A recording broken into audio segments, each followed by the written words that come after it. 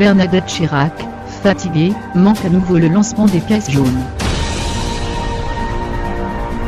La dernière apparition publique de Bernadette Chirac remonte à octobre dernier, lorsqu'elle avait participé à la 21e édition de l'Opération Plus de Vie, de la Fondation Hôpitaux de Paris Hôpitaux de France qu'elle préside. Sa dernière mobilisation officielle pour les pièces jaunes, qui lui tiennent tant à cœur, date de février 2016.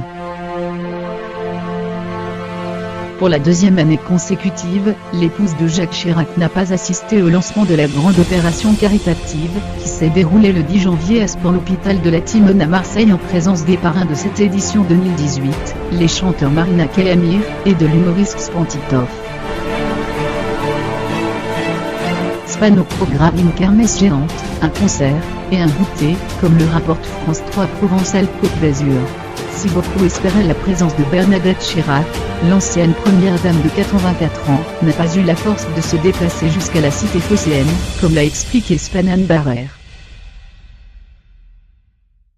La SPAN, secrétaire générale adjointe de la Fondation Hôpitaux de Paris Hôpitaux de France, a donné des nouvelles de Bernadette Chirac au cours d'une interview accordée au JT de C8, diffusée le 11 janvier.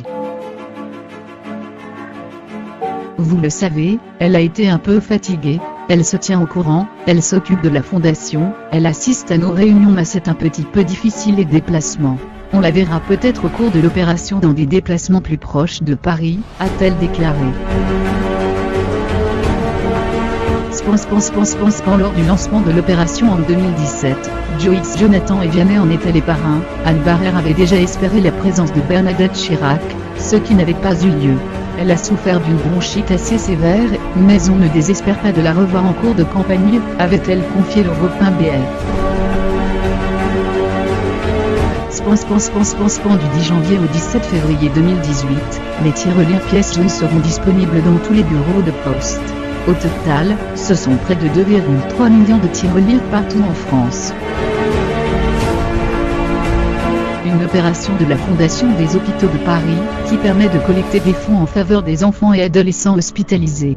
Depuis la création des pièces jaunes en 1989, pas moins de 92 millions d'euros ont permis de financer 8610 projets pour les enfants.